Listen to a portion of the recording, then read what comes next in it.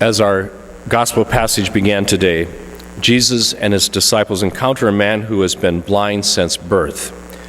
And the disciples ask whether he or his parents sinned. When bad things happen to us individually, or major disasters happen, or as we experience this worldwide pandemic of COVID-19, we might ask a question that reflects a similar outlook. Why is God doing this to me? Why is God doing this to us? God is not doing this to us. God does not cause suffering.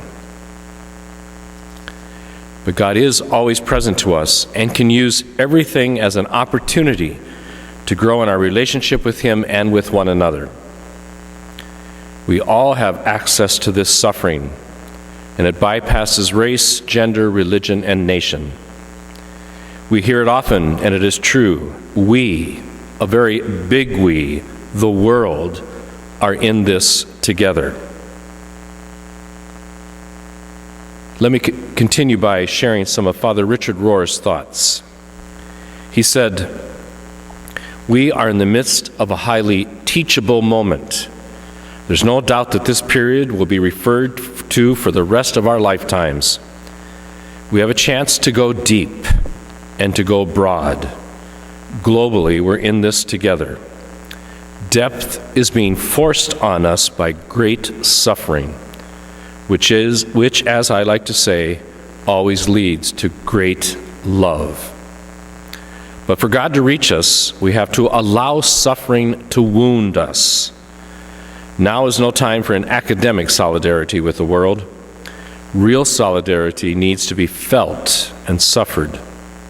That's the real meaning of the word suffer, to allow someone else's pain to influence us in a real way. We need to move beyond our own personal feelings and take in the whole. This, I must say, is one of the gifts of television. We can turn it on and see how people in countries other than our own are hurting. What is going to happen to those living in isolated places, or for those who don't have health care? Imagine the fragility of the most marginalized, of people in prisons, the homeless, or even people performing necessary services such as ambulance drivers, nurses and doctors, law enforcement, those at the grocery store and our convenience stores, risking their lives to keep society together. Our feelings of urgency and devastation are not exaggeration. We have to allow these feelings and invite God's presence to hold and sustain us in a time of collective prayer and lament." End of Father Rohr's quote. You might ask, how do I feel? Well, I am deeply worried about the vulnerable who live among us. I know that many who get the coronavirus is not a big deal, but there are many who are very susceptible to it and can become very ill, and of course we know it can even lead to death. I am deeply worried about those in our community that have to keep working for our health, our well-being, and protection.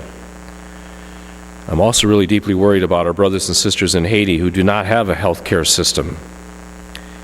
I'm worried about Monsignor Goose, our pastor at the Twin Parish, who has a health condition that makes him vulnerable, as well as I'm sure many of his other parishioners, especially the elderly.